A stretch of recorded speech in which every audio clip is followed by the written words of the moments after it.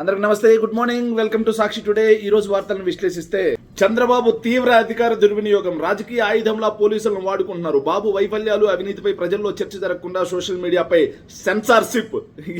చంద్రబాబు నాయుడు గారు సెన్సార్ అనేది ఆఖరికి సోషల్ మీడియాకు కూడా వచ్చింది. చంద్రబాబు నాయుడు గారు అధికారంలోకి వచ్చిన తర్వాత ఆయనకి వ్యతిరేకంగా ఏమైనా చూపిస్తారేమో, ఏమైనా దోపిడీని ఎవరైనా ప్రజలకు చూపిస్తారేమో అని చెప్పేసి ఎన్టీవీ ప్రసారాలను ఆపేశారు, టీవీ9 ప్రసారాలను ఆపేశారు, సాక్షి ప్రసారాలను ఆపేశారు. సరే, మెయిన్ స్ట్రీమ్ మీడియా అంటే ప్రసారాలు ఆపేశారు అనుకోవచ్చు. ఆఖరికి చంద్రబాబు నాయుడు గారికి సంస్థ అయినటువంటి హెరిటేజ్కి, ఇందాపూర్కి ఉన్నటువంటి దాని గురించి చూపిస్తే దాని మీద సెన్సార్షిప్ కటింగ్. ప్రభుత్వమే నేరుగా వాళ్ళతో మాట్లాడింది. చంద్రబాబు నాయుడు గారు అమరావతి పేరుతో దోచుకుంటున్నటువంటి వేల కోట్ల రూపాయల డబ్బు గురించి అడిగితే సెన్సార్షిప్, ఆ వీడియో రాదు, కటింగ్. చంద్రబాబు నాయుడు గారు అనే వ్యక్తి విశాఖపట్నం కేంద్రంగా ప్రజల యొక్క సొమ్మైనటువంటి వేల ఎకరాల భూముల్ని, వేల కోట్ల రూపాయల విలువైనటువంటి భూముల్ని అప్పనంగా దోచిపెడతా ఉంటే దాన్ని అడిగితే ఆ వీడియోలు సెన్సార్షిప్, కటింగ్. చంద్రబాబు నాయుడు గారు సంక్షేమ పథకాలు ఇవ్వకుండా ప్రజలను మోసం చేస్తున్న విషయాల గురించి ఎవరైనా అడిగితే సెన్సార్షిప్, కటింగ్, వాళ్ళ మీద కేసులు. సో ఇంత దుర్మార్గమా? చంద్రబాబు నాయుడు గారు అధికారంలోకి వచ్చిన తర్వాత రాష్ట్రంలో క్రైమ్ రేట్ పెరిగిపోయింది ఏందయ్యా అని అడిగితే తిరిగి వైఎస్ఆర్ కాంగ్రెస్ పార్టీ వాళ్ళ మీద కేసులు, అది అడిగినటువంటి వీడియోలు సెన్సార్షిప్. చంద్రబాబు నాయుడు గారు 3,60,000 కోట్లకు పైగా అప్పులు తీసుకొచ్చి ఏం చేస్తున్నాడయ్యా అని అడిగితే వాళ్ళ మీద కేసులు, సెన్సార్షిప్, ఆ వీడియో కటింగ్. సో రాష్ట్రంలో ప్రజాస్వామ్య పాలన నడుస్తుందా, లేకపోతే నియంత్రిత ప్రభుత్వం నడుస్తూ ఉందా? 14 లక్షల కోట్ల రూపాయల అప్పు అని చెప్పి చంద్రబాబు నాయుడు గారు తప్పుడు ప్రచారం చేస్తే అది రైట్ అంట. 3,60,000 కోట్ల రూపాయల అప్పు కేవలం 2 సంవత్సరాల్లో ఎందుకు చేశారయ్యా అని చెప్పేసి ఆధారాలతో ఎక్కడెక్కడ ఏ శాఖ నుంచి ఎంత తీసుకొచ్చారు, ఆర్బీఐ బాండ్ల ద్వారా ఎంత తీసుకొచ్చారని అడిగితే దాని మీద కేసులట. ఎంత దుర్మార్గం ఇది! పోలీసులు కూడా హైకోర్టు నుంచి, ఏదైతే కింద స్థాయి కోర్టు నుంచి హైకోర్టు వరకు, సుప్రీంకోర్టు వరకు పోలీసులకు అక్షింతలు వేస్తున్నా, ముట్టికాయలు కొడుతున్నా, హెచ్చరిస్తున్నా సరే పోలీసులు కూడా అధికార దుర్వినియోగం. చంద్రబాబు నాయుడు గారు తానా అంటే తందాన అనే విధంగా కొందరు అధికారులను పెట్టుకొని చంద్రబాబు నాయుడు అనే ఒక వ్యక్తి నిజంగా రాజ్యాంగాన్ని అపహాస్యం చేస్తూ, వైఎస్ఆర్ కాంగ్రెస్ పార్టీకి చెందినటువంటి రాష్ట్రంలో ఏ ప్రాంతానికి వైఎస్ఆర్ కాంగ్రెస్ పార్టీ ఎప్పుడు వ్యతిరేకం కాదు, చంద్రబాబు చెప్పిన ప్రకారం 1,00,000 ఎకరాల్లో సాధ్యం కాదని జగన్మోహన్ రెడ్డి గారు మాట్లాడిన వీడియోని YSR Congress party official group నుంచి సెన్సార్, బేసిక్ క్యాపిటల్కి 51,000 రూపాయలు ఖర్చు అవుతుందని చంద్రబాబు చెబుతున్నారు అని చెప్పేసి జగన్మోహన్ రెడ్డి గారు ఏదైతే మన వైఎస్ఆర్ కాంగ్రెస్ పార్టీలో వేసిన దానికి సెన్సార్, కటింగ్. హెరిటేజ్కి, ఇందాపూర్కి ఉన్నటువంటి దాని గురించి మాట్లాడితే సెన్సార్. ఇలా మీరు తప్పులు చేస్తూ, అడిగే వాళ్ళు అడగకూడదు అంటూ, అడిగిన వాళ్ళ వీడియోల్ని మ్యూట్లో పెట్టేస్తూ, వాళ్ళ మీద కేసులు పెడుతూ, ఎందుకు ఈ దుర్మార్గమైనటువంటి పరిపాలన చంద్రబాబు నాయుడు గారు? ప్రజలు మిమ్మల్ని చూసి నవ్వుకుంటున్నారు అనే కనీస చిన్న ఇంగిత జ్ఞానం కూడా లేదా మీకు అని ప్రశ్నిస్తున్నాం. Thank you. కూటమి ప్రభుత్వంలో అధికార పార్టీ నాయకులే కీచకుల అవతారం ఎత్తారు అనడానికి ప్రతిరోజు ఒక వార్త చూస్తున్నాం. ఏదైతే రాఫ్తాడు నియోజకవర్గ 7 గుర్రాలపల్లిలో 14 మంది తెలుగుదేశం పార్టీ కార్యకర్తలు 9వ తరగతి చదువుతున్నటువంటి మైనర్ బాలికని విడతల వారీగా ఆ అమ్మాయి మీద అత్యాచారం చేసి ఆ అమ్మాయిని గర్భవతిని చేసినా సరే ఈ రోజు వరకు ఆ 14 మంది మీద ఏం చర్యలు తీసుకున్నారో, ఆ బాలికి ఏం న్యాయం జరిగింది అనడానికి ఎక్కడా కూడా మచ్చు కూడా కనిపించట్లా. మచ్చుమరిలో బాలిక చనిపోతే ఈ రోజు వరకు శవాన్ని కూడా తీసుకురావట్లా. ఎంతమందిని చూసాం. కూన రవికుమార్ వేధింపులు చూసాం, ఎమ్మెల్యేగా ఉన్నటువంటి వ్యక్తి. ఆదిమూలం వేధింపులు చూసాం. ఇక చూసుకుంటే గుంటూరు ఎమ్మెల్యే వేధింపులు చూసాం. ఇక జనసేన తరపు నుంచి జెడ్పీటీసీ చేసినటువంటి వేధింపులు చూసాం. ఇక జనసేన ఎమ్మెల్యే అరవ శ్రీధర్ అరాచకాలని, ఆగడాలను కూడా మనం చూసాం. సో దాటికి కొనసాగింపుగా ఇక్కడ ఏదైతే నిజాంపట్నం జెడ్పీటీసీ నర్రా వెంకట సుబ్బయ్య అనే అతను, నిజాంపట్నం జెడ్పీటీసీ తెలుగుదేశం పార్టీ నిజాంపట్నం అతను ఏం చేస్తున్నాడు అంటే, రెవెన్యూ శాఖ మంత్రి అనగాని సత్యప్రసాద్కి చెందినటువంటి సొంత నియోజకవర్గంలో జెడ్పీటీసీ నర్రా వెంకట సుబ్బయ్య తరచుగా ఎవరు అవుట్సోర్సింగ్ ఉద్యోగిని, నువ్వు నా దగ్గరకు వస్తావా రావా, నువ్వు రాకపోతే నీ కథ ఏందో తేలుస్తా, నువ్వు సుఖంగా ఉండాలంటే నాతో గడపాలి. ఆయన ఫోన్ ఎత్తట్లేదని చెప్పి ఆయన పక్కన ఉన్నటువంటి నాగరాజు అనే అతను ఫోన్ నుంచి కూడా ఫోన్ చేసి ఇంత దుర్మార్గంగా, జుగుత్సాకరంగా ఒక మహిళని వేధిస్తూ ఉంటే ఇంకెంతకు మించి ఏం కావాలి? నిజాంపట్నంలో ఒక మండల అధికారిని కారణంగా తన భర్త దూరం అయ్యాడని, ఆ అధికారిని తనను నమ్మించి చర్చిలో పెళ్లి చేసుకున్నాడని ఇప్పుడు జెడ్పీటీసీ నర్రా వెంకట సుబ్బయ్యతో కలిసి తనను వదిలించుకునే ప్రయత్నాలు చేస్తున్నట్టు ఆవేదన వ్యక్తం చేసింది. ఇంత దుర్మార్గం ఇది. ఓ ప్రభుత్వ అధికారిని ఇలా అవుట్సోర్సింగ్ అధికారిని ఇలా దుర్మార్గంగా సోషల్ మీడియాలో పోస్ట్ పెట్టింది. నర్రా సుబ్బయ్య వల్లే నేను పురుగుల మందు తాగి చనిపోతున్నాను, నాకు ఫోన్లు చేసి నువ్వు రా నేను చూసుకుంటాను, నా దగ్గర ఉండని నన్ను ఫోన్ చేసి ప్రతిరోజు వేధిస్తున్నాడు ఇట్లు అంటూ ఆ మహిళ, ఉద్యోగం చేసుకునే మహిళ. కానీ ఇన్ని జరుగుతూ ఉన్నా సరే హోంమంత్రి గారు ఏమైపోయారో తెలియదు. హోంమంత్రి గారు జగన్మోహన్ రెడ్డి గారిని తిట్టడం కోసం, జగన్మోహన్ రెడ్డి గారిని నీచంగా మాట్లాడడం కోసం మాత్రమే ఆవిడ బయటకు వస్తున్నారు తప్పిస్తే ఇలాంటి ఏం జరుగుతున్నా సరే హోంమంత్రి గారు కిక్కురు మనకున్నా ఉన్నారంటే ఇంత దుర్మార్గమైనటువంటి పరిపాలన నడుస్తుందో ప్రజలు గమనించాలి.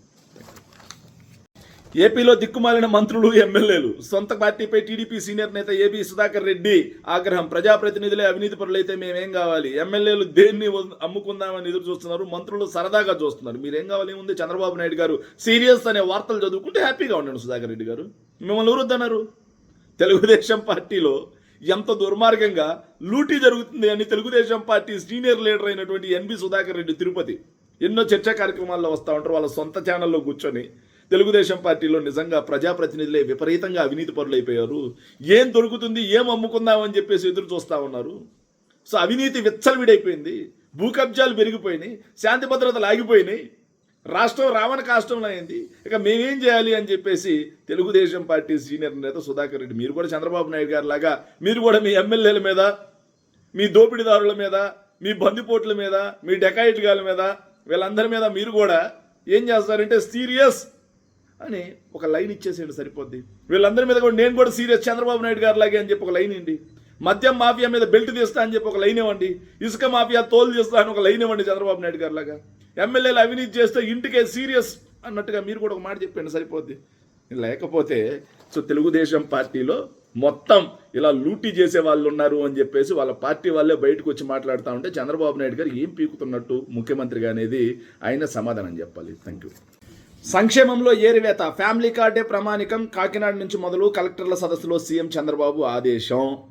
అనర్హులను తొలగిస్తే సంతృప్త స్థాయి పెరుగుతుందంట.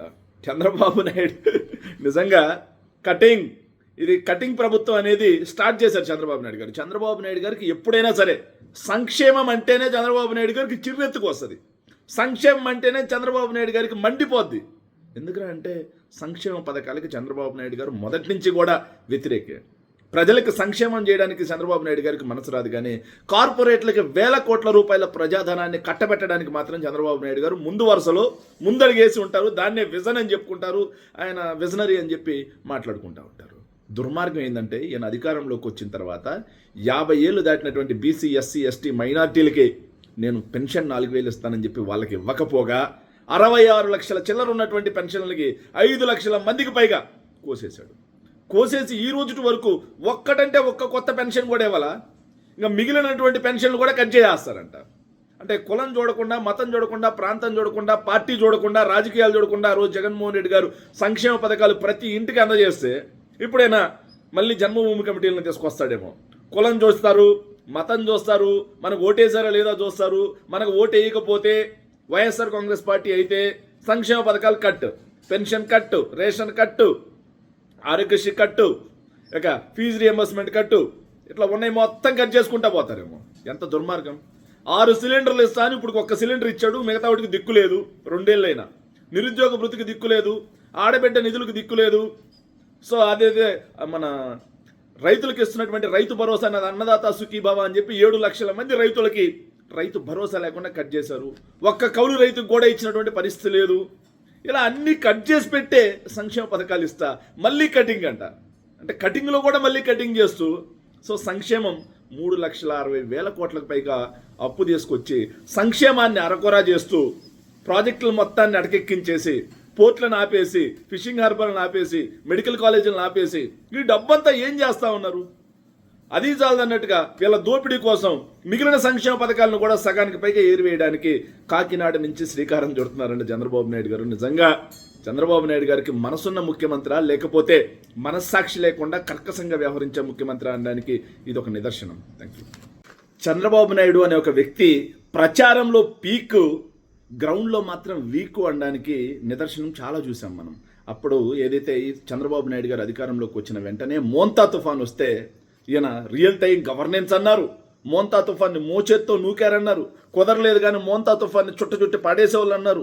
చంద్రబాబు నాయుడు గారి దెబ్బకి పారిపోయింది మోంతా తుఫాన్, భయపడి అని చెప్పి తుఫాన్ కూడా చంద్రబాబు నాయుడు గారికి భయపడినట్టుగా ఎలివేషన్స్ ఇచ్చారు.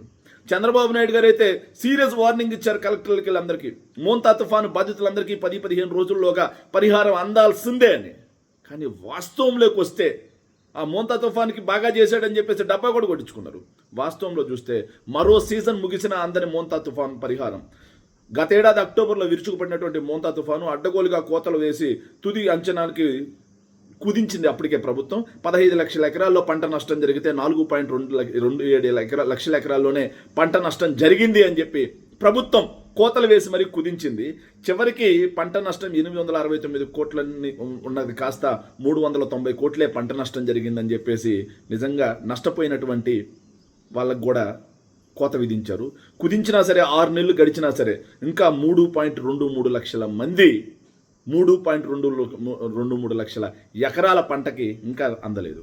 గతేడాది అక్టోబర్లో జరిగితే ఈ రోజుటి వరకు ఇంకా 3.23 లక్షల మంది ఎదురు చూస్తూ ఉన్నారంటే ఎంత దుర్మార్గం ఇది. 3.23 లక్షల మందికి ఇంకా పరిహారం అందల.